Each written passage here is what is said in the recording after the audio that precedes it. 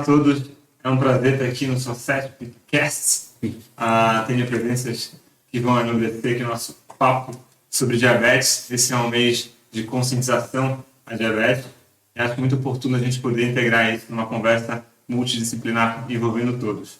A gente sabe que a diabetes tem como causa de morte cardiovascular como 80% desses pacientes. Então, a gente tem uma interface muito grande entre as doenças cardiovasculares e a diabetes. A gente sabe que ela agrega um risco muito grande nos nossos pacientes também. A gente sabe que por volta de 40% dos pacientes do gênero feminino tem um incremento do risco de infarto e 50% do gênero masculino. Então, assim, a gente tem ali o diabetes como um grande vilão na condução das doenças cardiovasculares. E esse bate-papo acho que vai ser muito enriquecedor para todos nós.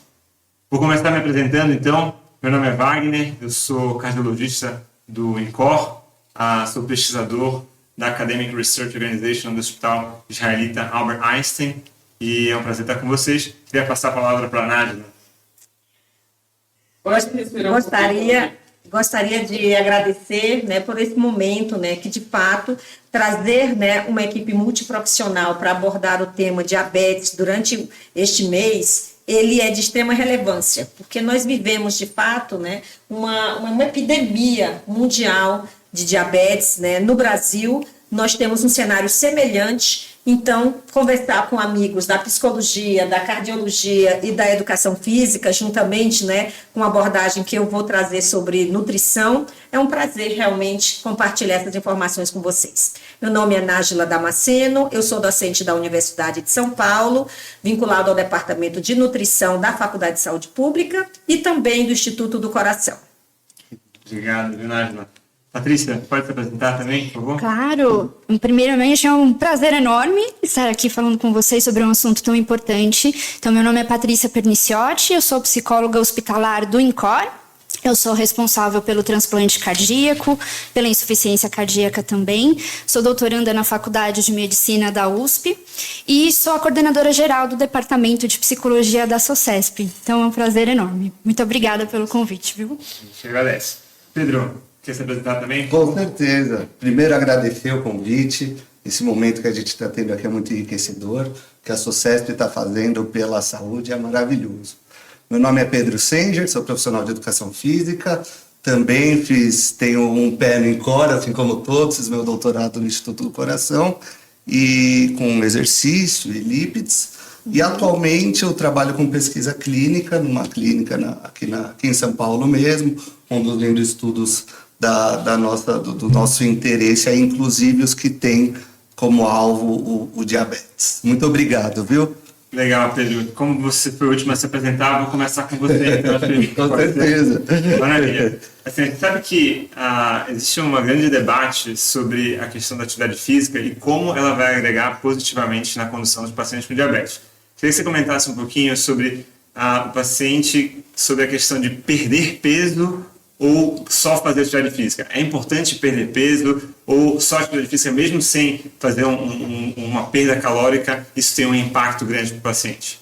Fantástico, fantástico. Isso é um grande debate, que a gente tem, que é essa construção mesmo, Fazer exercício sem perder peso, eu vou ter um desfecho mais interessante, com ou sem essa perda de peso. O que a gente sabe? Fazer exercício per si, ele já vai ser responsável por ajudar no controle glicêmico, na regulação da glicemia, da glicada e os outros marcadores cardiovasculares, como os lípides e a pressão, inclusive, nesses pacientes, mas da vasta literatura ela já começa a apontar que esses resultados são bons com a atividade física, com a prática, mas podem ser melhorados se a gente consegue alcançar a perda de peso. E é por isso que a gente está aqui hoje. A perda de peso a gente só consegue alcançar com atividade, exercício físico? Sim, mas ela vai ser potencializada se a gente tiver uma equipe. Então, apesar dos apontamentos que a gente tem, sempre favorecerem a prática per si,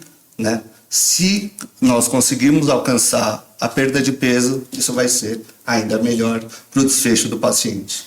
Perfeito. Então, acho que integrando ali perda de peso com atividade física é a mensagem que fica, Você se movimentar com o objetivo ou não da perda de peso, isso vai trazer impactos positivos para os nossos pacientes. Com certeza.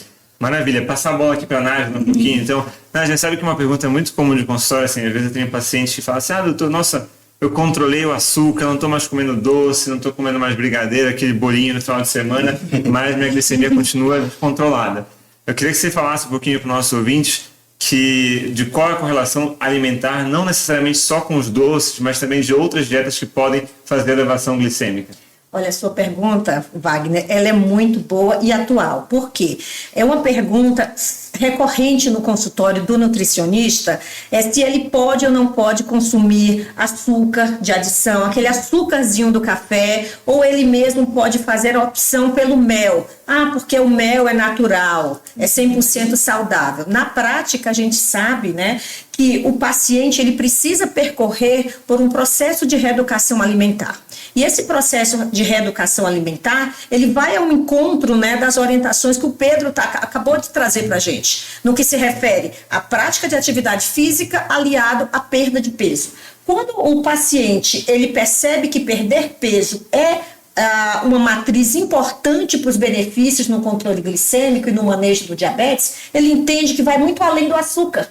Não é somente um brigadeirozinho, um açuquinha do café, né? Ele precisa fazer escolhas inteligentes, mas pautado em alimentos prioritariamente in naturas, minimamente processados, alimentos que tenham um menor teor de gorduras saturadas, e sim, o paciente que tem diabetes, ele não deve consumir o açúcar de adição ou açúcar embutido, tá? Em todas as preparações culinárias, ainda que seja de maneira esporádica. Ele tem que eliminar essa matriz alimentar, mas ele tem que saber também que, por exemplo, o café da manhã dele não deve ter 5 pãezinhos franceses. Por quê? Porque aquilo também é carboidrato. Esse carboidrato também vai ser digerido e vai contribuir para o aumento da glicemia. Então, é um conjunto de orientações que vai muito além, né, de você se privar exclusivamente do consumo de açúcar. E aí, a gente diz que uma alimentação balanceada e mais completa é o ideal, né, para um manejo adequado do paciente que tem diabetes. Perfeito, Nádia. Eu acho que você foi lapidar ali no seu discurso, que vai muito além do que só aquela dieta conceitual do açúcar, mas uma dieta saudável em todos os componentes, né? E, Patrícia, uma grande dificuldade que a gente tem em nossos pacientes é fazer, a gente estava brincando um pouquinho antes de começar, que aquilo que é proibido é mais gostoso, né? E como é que a gente tenta, nas esferas, nas camadas psicológicas, tentar conscientizar e trazer o paciente para esse autocuidado, essa autorresponsabilidade de ter, com a sua alimentação, de evitar aquilo que supostamente é proibido, que é o mais gostoso? Então, nosso trabalho principal é primeiro na psicoeducação, né? Então, muitas vezes o paciente, quando ele não tem a urgência da gravidade, ele não consegue entender as consequências de uma má adesão ao tratamento. Então, a gente começa a partir da psicoeducação, e para a gente ir num viés totalmente oposto do não pode, a gente vai no que é possível fazer. Então, a gente vai estabelecendo metas para o paciente aos poucos. Então, ao invés ele ter uma grande meta, por exemplo, a perda do peso, a gente vai estabelecendo metas intermediárias, até ele chegar lá. Isso é uma forma de você ir reconhecendo qualquer ganho, já é muita coisa para esse paciente. Ao invés dele focar, como eu digo, né, na metade, olhando aqui para o copo, na metade do copo que está vazio. Ele enxergar sempre o que está cheio. Então, o que é possível fazer, considerando o estilo de vida? Então, a gente avalia na nossa avaliação também o que está por trás de uma má adesão. Né? Porque normalmente não é porque o paciente simplesmente ele não quer. Pode ser uma questão dele não ter uma consciência maior da gravidade das consequências de uma má adesão, mas também pode ter hábitos de vida que foram muito bem estabelecidos durante uma vida inteira, e um comportamento ele não é mudado da noite para o dia. Então, é um trabalho muito assim, a longo prazo, médio e longo prazo, que a psicologia vai fazendo para atuar com esse fator de risco que é super importante, tanto para todas as doenças cardiovasculares, né? Então, a gente vai trabalhando com essas pequenas metas de médio e longo prazo, para que ele foque no que é possível, no sim. né? Ao invés dele ir pro que, então não posso, então é aí que eu vou e vou ainda ser um comportamento ainda mais prejudicial, porque parece que quando é proibido, é aí que você consome numa quantidade muito excessiva, né? Então é esse o trabalho que a gente faz. Excelente, Patrícia.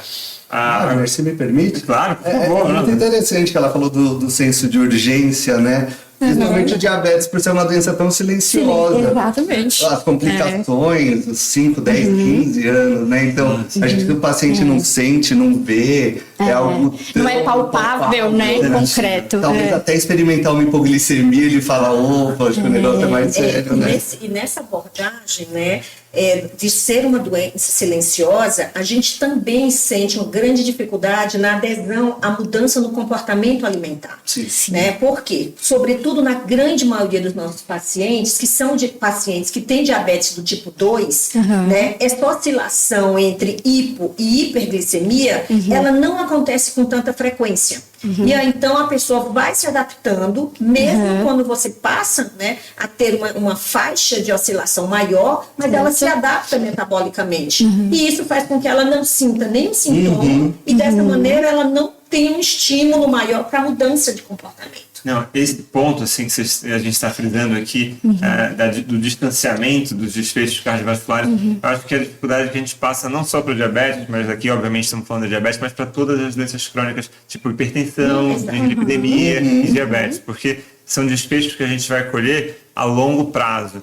E uma maneira que a gente usa assim, no consultório, pelo menos acho que é interessante, para a gente tentar mitigar isso, é você estratificar o risco do paciente com ferramentas. A gente tem diversos ferramentas de risco cardiovascular que você envolve, você consegue de uma maneira mais objetiva falar assim, veja, você tem 15% de chance de infartar em 10 anos, você tem 20% de chance de ter um AVC, então assim, é claro que é lá na frente, mas a gente consegue deixar alguma coisa um pouco mais palpável para o paciente, para que ele consiga falar, então eu tenho que me cuidar. Tenho que me mexer aqui mais precocemente. Né? E apesar de ser duro você ter que falar isso para o paciente, quando ele tem um diagnóstico, né, de diabetes, esse paciente ele já ganha uma estratificação do risco que o Dr. Wagner está falando de 20%. Então, ele passa a ser classificado automaticamente como tendo um alto risco cardiovascular, ou seja, uma alta chance dele ter um evento cardiovascular no intervalo de 10 anos seguintes. Então, é algo muito... A diabetes potencializa, né, Nájila, todas as doenças crônicas. Então, o paciente que é hipertenso, com diabetes é pior. Se o paciente tem dislipidemia, a diabetes funciona também como um outro trigger para agravador. Você é tabagista, tem tudo. Exatamente. Posso fazer uma pergunta para a Nájila, que muito me interessou na fala dela? Professora, o que a senhora acha do doce do diabético? Isso eu anotei, porque acho que é uma questão muito importante, porque assim, você tem o chocolate X e o chocolate X do diabético. O chocolate X tem uma carga de açúcar que o diabético adora, ele sempre comeu aquilo, né? E aí ele vê que esse daqui é para o diabético, ele começa a consumir. Só que não vai saciar ele como esse cara aqui. Ele acaba consumindo mais. O que a senhora acha? Só acrescentando essa pergunta, então. Já entrando nesse universo de dietas e comidas do doce diabético, já colocando no mesmo escopo isso, as dietas que você tem light, diet, colocando nesse mesmo balaio. No doce do diabético, é isso mesmo. Pronto, o docinho do diabético, a gente parte do pressuposto que esse docinho ele deve ser eliminado realmente. Tem que buscar outras alternativas. E dentre dessas alternativas, o docinho deve vir de onde? Das frutas in natura. E aí, quando a gente fala de frutas, não é, qualquer fruta que esteja enlatada e conservada numa calda, né? Feita com açúcar. Então, não vamos confundir quando a gente vai fazer uma escolha pensando nessas frutas que a gente está mencionando. Então, esse açúcar, ele precisa ser, de fato, eliminado. E aí, quando a gente vai, né, pensar em açúcar, hoje o mercado oferece um repertório gigante. Então, a gente tem açúcar de coco, açúcar de beterraba, açúcar demerara, açúcar orgânico, até mesmo formas menos refinadas, né, e que passam uma imagem que a gente diz que é uma imagem deturpada do impacto que essas formas de açúcar exercem na glicemia. A primeira coisa, né, que a gente tem que lembrar é que para o paciente que tem diabetes, todos esses tipos de açúcar, eles vão gerar 4 unidades calóricas para cada grama consumida. E todos eles têm um processo de digestão e absorção semelhantes, porque todos eles são formados por glicose e frutose. Então, do ponto de vista de ativar a resposta insulínica, eles são exatamente iguais. Do ponto de vista de apelo gastronômico, de apelo de mercado, a gente tem diferenças consistentes, tá? Mas do ponto de vista de manejo do diabético, nenhum desses tipos de açúcar que a gente está comentando vai modificar a resposta glicêmica. Esse é um aspecto. Agora, entre o que é um produto light e um produto diet, né? O produto recebe essa permissão, né, da Anvisa a partir do momento onde eu tenho uma redução de no mínimo 25% do conteúdo de açúcar. Nesse momento, ele passa a poder receber na sua rotulagem, né, a identidade light. Na hora que eu excluo esse açúcar da matriz, né, desse ingrediente alimentar daquele produto, eu passo a ter um produto diet. E aí eu posso ter a redução ou do açúcar, a exclusão do açúcar, ou posso ter a exclusão do sal, por exemplo. Então ele passa a receber essa denominação. Um outro aspecto que a gente observa é com relação, por exemplo, você citou bem, Pedro, a questão do chocolate. O chocolate convencional ou o chocolate diet, né? Então a gente orienta o seguinte, se o paciente vai optar por comer um chocolate, um paciente que tem um diagnóstico de diabetes, ele deve fazer a opção de um chocolate diet. Por quê? Porque por mais que ele pegue um chocolate que tenha 70%, 80% de cacau, esse chocolate ainda vai ter açúcar de adição na sua matriz de ingredientes alimentares. E o açúcar é um dos nutrientes, não é o único vilão, mas ele é um dos nutrientes que mais rapidamente vai ativar a resposta insulinêmica. Embora outros nutrientes também sejam capazes de fazer isso. Tá? Fantástico. O Pedro fugiu da pergunta aqui, mas estava na sua vez. vou voltar para você aqui. Claro. Brincadeira, Pedro. Assim, uma outra dúvida que assim, nossos pacientes com diabetes sempre ficam. Assim, poxa, doutor, eu gosto de fazer atividade física, mas é o seguinte, puxar peso não é comigo, eu faço uma esteirinha, ou o contrário. Não tenho paciência para fazer uma esteira, quero fazer só atividade resistida, puxar um peso. Queria que você falasse como esses dois tipos de atividade física, seja a aeróbica, né, que é aquela que vai fazer você suar a camisa, ou mesmo uma atividade resistida, que é aquela que carregar peso, como elas impactam aí no controle da glicemia no nosso paciente com diabetes? Perfeito. É uma pergunta de $1 milhão, né? Porque, assim, ambas as práticas, elas não competem, né? Elas têm que ser integradas. Então, a gente sempre encoraja com que as duas sejam feitas de maneira concorrente. Atualmente, na literatura, a gente tem muito mais dado de exercício aeróbico, como ele melhora a glicemia, a sensibilidade insulínica, e até voltando naquele assunto inicial, como ele pode potencializar, né, e atuar na perda de peso. Atualmente, a gente tem um corpo de evidências muito fortes, chegando sobre exercício de força, musculação, no exercício resistido. Não só o peso que a gente conhece, mas outros métodos, como o peso do corpo e afins. Nós temos hoje muitos dados, assim, de uma maneira brutal, mostrando a melhora até da saúde cardiovascular desses pacientes. Mas acho importante a gente, quando eu penso nisso, revisitar a fisiologia, porque no diabético, que ele vai ter ausência, né, ou até um pouco menos da insulina circulante, insulina sendo hormônio muito anabólico para a construção de músculo, a gente tem que falar que a musculação ela é indispensável. 2 vezes por semana, ao menos, complementar o aeróbio. Acho que, assim, falar uma versus a outra, erroneamente eu teria que falar, bom, pelo número de evidências que a gente tem, vamos para o exercício cardiovascular aeróbio, né, que são caminhada, ciclismo, natação, né, porque atuam bastante. E com essa força que a gente tem hoje do treino resistido, chegando e mudando esse componente do indivíduo, principalmente o indivíduo idoso, que ele vai se tornar mais independente, né? Aí a gente já consegue ir longe pensando em prevenção de quedas, entre outros, tá? Eu ficaria para dizer em cima do muro, que exercício concorrente, que nós precisamos dos dois, eu não tenho dúvida, tá? Fico no muro com você.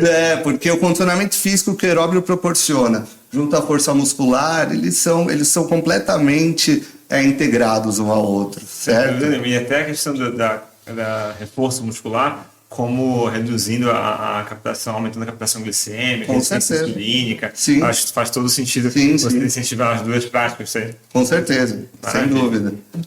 Patrícia, e assim, sabe que uma dificuldade também que a gente tem hoje em dia é que a gente tem até 50% da população, as estimativas, vão ter diabetes. E boa parte dos pacientes não sabem do diagnóstico, nem sabem que estão tendo. E uma vez que a gente dá esse diagnóstico, você dá esse diagnóstico de diabetes, às vezes isso incute no paciente uma carga emocional, nossa, eu tenho diabetes, e aí vem algumas imagens, não sei, até por alguns estigmas, vou precisar amputar meu dedo, vou botar aquilo. Como é que você trabalha na sua rotina para desmistificar a diabetes, para que não distancie esse paciente do tratamento que a gente está conversando aqui e aproxime ele para que ele fique mais próximo do tratamento da sua doença? Olha, perfeito, ótima pergunta. Eu acho que nesse sentido é muito, muito importante um trabalho junto com a cardiologia, junto com o médico, porque vai muito da linguagem também que a gente utiliza, né, para a gente se aproximar desse paciente, entendendo qual a condição de fato que ele apresenta. Então a gente tem aí o grau aí de gravidade que a gente pode situar melhor o paciente, onde ele se encontra naquele momento. E justamente ele ser corresponsável em relação ao próprio tratamento para não evoluir nessa gravidade. E aí sim entrar nas estatísticas do que ele tanto teme, né? Então ir trabalhando esses medos e desmistificando essas fantasias. Sempre no que, na situação onde ele se encontra atualmente, sempre corresponsabilizando, colocando o paciente no centro do cuidado. Porque muitas vezes a gente coloca metas para esse paciente que às vezes são, para ele, pode ser impossível de alcançar. E isso, para ele, vai ter um peso, como você vem dizendo, além do diagnóstico por si só. Já carregar vários estigmas e esse peso, o tratamento, junto com o diagnóstico, vai vir um tratamento. E esse tratamento também pode ter um peso se você não consegue alinhar com aquilo que o paciente pode fazer na rotina dele, qual que é o estilo de vida dele. Então, volto na minha principal estratégia de estabelecendo as metas, porque o autocuidado, ele só funciona, de fato, quando a pessoa primeiro se conhece. Né? Quando conhece a própria rotina, o que ele consegue fazer, qual o aspecto que eu tenho mais dificuldade. Né? Aí eu já vendo os pacientes lá no hospital, já com a doença instalada, já vem lidando com essas consequências de uma diabetes que não foi cuidada. Então é outro polo. Agora, quem ainda tem a possibilidade de atuar mais na prevenção primária com esses pacientes no início aí do diagnóstico, esse trabalho de planejamento mesmo, de metas, para que, de fato, o medo que esse paciente apresenta não se concretize, que é chegar num nível de gravidade em que, de fato, são essas as consequências que a diabetes pode ter, né? Então, terapia é super importante. Maravilha. Excelente. Nájila, queria fazer uma pergunta com você também, que vem muito próximo do que a gente vê aqui na realidade. A gente sabe que a obesidade caminha muito de mãos dadas ali com a diabetes, e hoje em dia a gente vive uma avalanche de novas terapêuticas, novos medicamentos para tratar a obesidade e, consequentemente, também... Na verdade, essas medicações foram primariamente feitas para tratar a diabetes, só que elas acabam por reduzir peso, então são os antagonistas, os análogos a GLP-1, que a gente tem aí, como alguns a gente pode citar os nomes, a Ozempic, a tirzepatida. Então, são medicações que têm uma perda de peso muito acentuada e que tem impacto positivo no diabetes. Só que existe uma série de efeitos colaterais dessas medicações, especialmente gastrointestinais, que eventualmente dificultam a introdução. Então, qual é o papel da nutrição em tentar mitigar esses eventuais efeitos colaterais e proporcionar ao paciente os benefícios que essas medicações podem trazer? Não, é ótimo. Muito, muito importante a sua pergunta, porque hoje a gente vê, né, que o uso dessas medicações, eles têm se tornado, sobretudo na perspectiva do paciente, como a última alternativa para ele, né? Então, ele precisa fazer o uso dessas medicações. Ele não procura um nutricionista, ele não procura ter uma prática regular de atividade física e ele faz o uso dessa medicação. Essa medicação, ela é boa? Sem dúvida nenhuma. Só que ela tem uma prescrição, né, que o cardiologista ou que o seu médico endocrinologista, ele vai definir o momento certo de chegar nesse nível de medicação. Por quê? Porque, assim como outros medicamentos, elas também induzem efeitos adversos. E no âmbito da nutrição, a gente tem que observar 2 pontos importantes. Primeiro, são os efeitos agudos, gastrointestinais, né? Então, muitos pacientes, logo após o uso, né, da medicação, que a gente sabe que o ciclo básico dura cerca de 5 a 6 meses, e depois ele vai sendo repetido em determinados ciclos, a depender da orientação médica, né? O paciente cursa com ânsia de vômito, com dores gástricas, com uma estase, ou seja, aquela sensação literalmente de estômago cheio, uma plenitude gástrica por muitas horas, e que isso pode levar alguns pacientes a vômitos e a desidratação.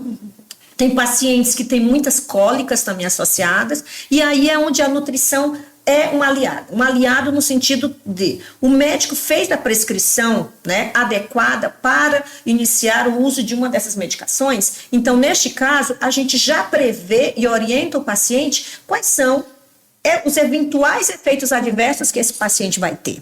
E uma vez esses sintomas se instalando, o que o paciente tem que fazer?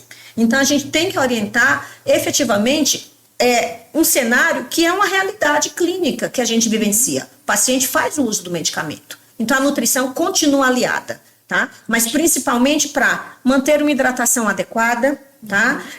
Trabalhar com alimentos que tenham um maior teor de fibra, principalmente porque vai ajudar, né, a diminuir a densidade calórica da dieta como um todo, mas vai acelerar o processo de esvaziamento gástrico.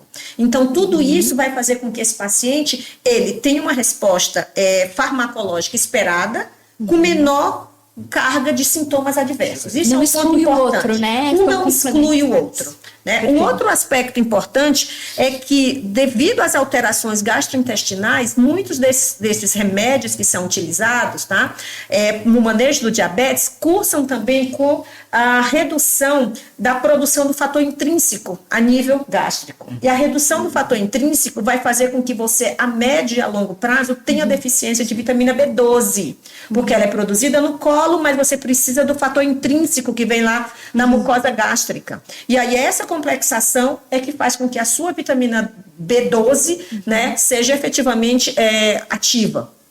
E esses pacientes passam a ter deficiência também de vitamina B12. E o que isso vai causar?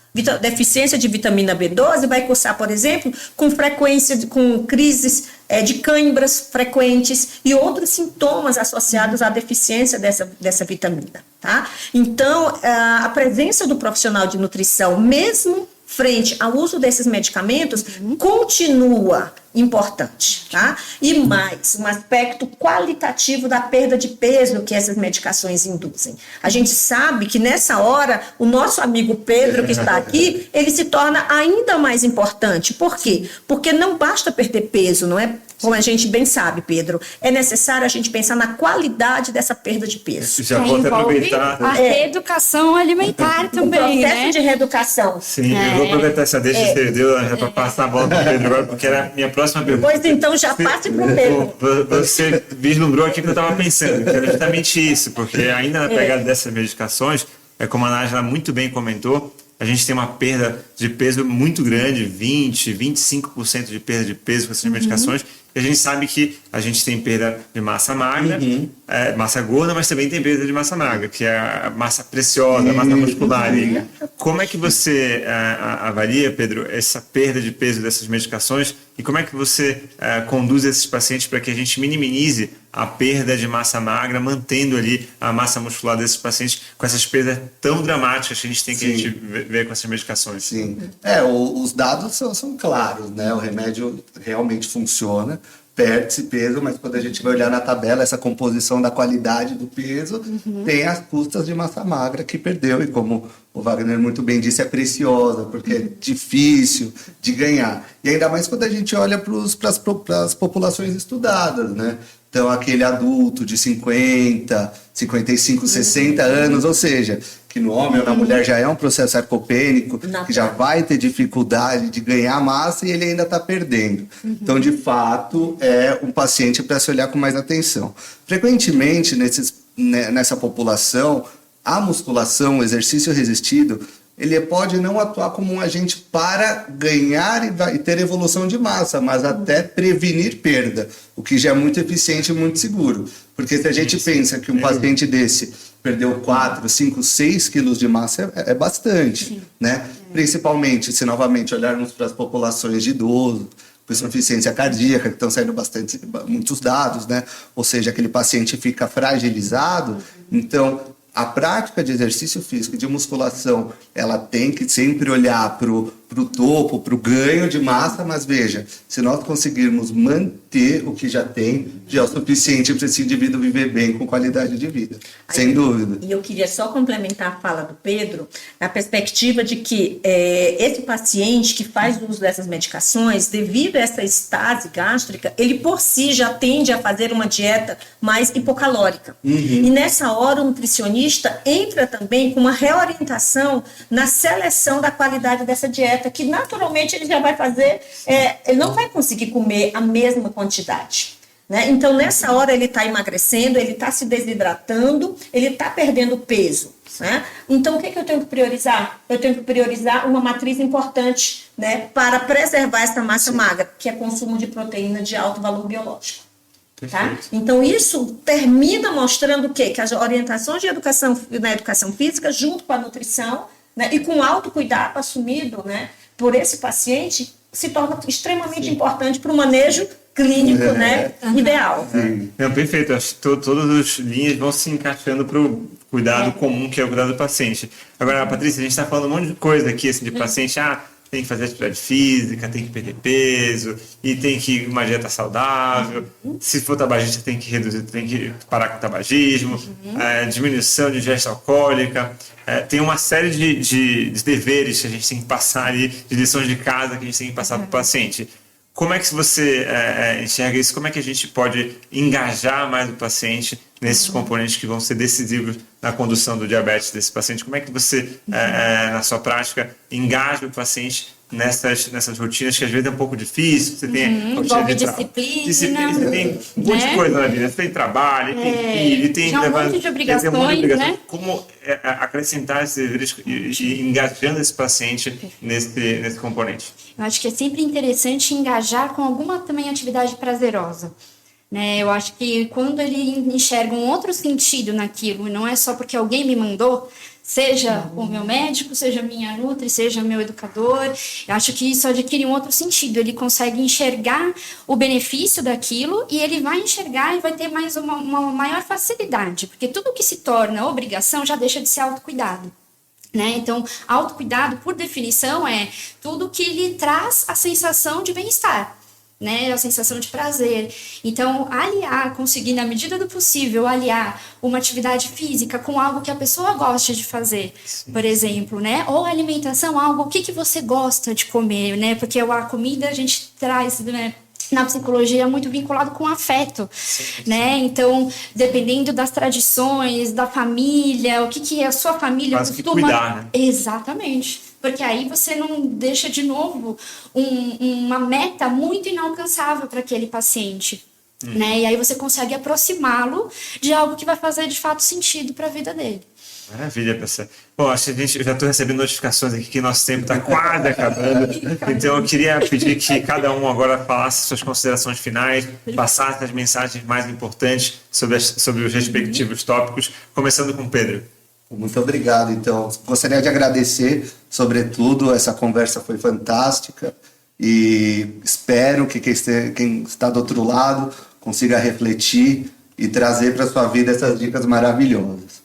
Da minha parte, fico a dizer, aproveitando o gancho da fala da colega, que exercício, atividade física, às vezes ele é mal visto, mas ele tem que ter seu lado de prazer, ele tem que gostar. Atualmente, as práticas que vêm dado mais certo são aquelas que estão associadas ao cunho ao social.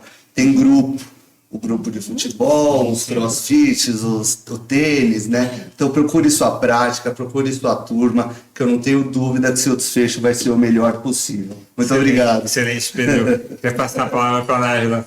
Eu queria também, né, encerrar esse momento, esse bate-papo super gostoso aqui com os colegas, agradecendo, né, a oportunidade que a SOCEP está nos dando de conversar sobre esse tema e deixar como recado, né, que a dieta do paciente que tem o diagnóstico, recebe o diagnóstico de diabetes, é a dieta que todos nós deveríamos fazer. É uma dieta saudável, é uma dieta balanceada, é uma dieta com escolhas inteligentes, pautadas em alimentos in natura e que, com a única exceção, que seria em relação ao consumo, né, de açúcar, que deve ser excluído, o açúcar de adição, porque nós temos açúcar embutido em vários outros alimentos. A gente passa a ter uma dieta que ela é a dieta saudável do nosso dia a dia. É a dieta que se aproxima das diretrizes do nosso guia alimentar para a população brasileira. Então, na hora que a gente entende isso, a gente não vê que a dieta do paciente que tem diabetes é uma dieta punitiva. É uma dieta saudável.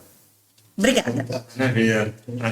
Patrícia, suas considerações finais. Bom, queria mais uma vez agradecer, foi uma delícia, espero que tenhamos outras oportunidades de repetir, né, esse evento. E como mensagem aí principal para vocês, a importância do autocuidado. Então, em qualquer dimensão, em qualquer esfera, o primeiro passo para o autocuidado, de fato, é o autoconhecimento. Então, tem muitos fatores emocionais que podem estar por trás de uma dificuldade de restrição hídrica, ou se a gente, né, pensando ali na insuficiência cardíaca. A gente está falando da diabetes, uma dificuldade de incluir na sua rotina de autocuidado uma atividade física, de se alimentar de uma forma mais saudável. Muitas vezes, principalmente em relação à alimentação, a gente pode estar utilizando o alimento como um recurso de enfrentamento que não é adaptativo. A gente já está falando do se alimentar por compulsão, por exemplo. Então, como você está se sentindo, né? Se os níveis de ansiedade, os níveis de estresse, se a tristeza, você está percebendo que está passando do nível, você não se sentia assim antes, e agora você está percebendo, procure ajuda profissional. Né? Porque nós estamos aqui para isso, para ajudá-lo com a terapia, já ir cuidando desses fatores de risco que vão impactar tanto na sua saúde emocional quanto na física, como a gente pode ver aqui no nosso bate-papo. Era isso. Maravilha, pessoal. Acho que queria agradecer muito a todos vocês. Foi muito enriquecedor. Aprendi um monte com vocês aqui hoje nessa mesa. Espero que os nossos ouvintes também colham esse benefício desse bate-papo. Queria agradecer a SOCESP, obviamente, pela oportunidade de deixar a gente ter esse bate-papo e que a gente possa alcançar a casa de muitas pessoas nesse bate-papo, porque eu acho que a gente trouxe muitas mensagens legais. E eu também queria concluir assim, falando que a diabetes, como a gente já comentou, ela é uma doença extremamente prevalente, mais de 10% da população já tem esse diagnóstico, 50% da população não sabe que tem o diabetes. Então, procure o médico, procure sua avaliação conjunta para que a gente possa identificar essa doença precocemente e não colher os malefícios e aumentos de risco cardiovascular que essa doença eventualmente possa vir a trazer. Um grande abraço a todos e obrigado pela audiência. Obrigado.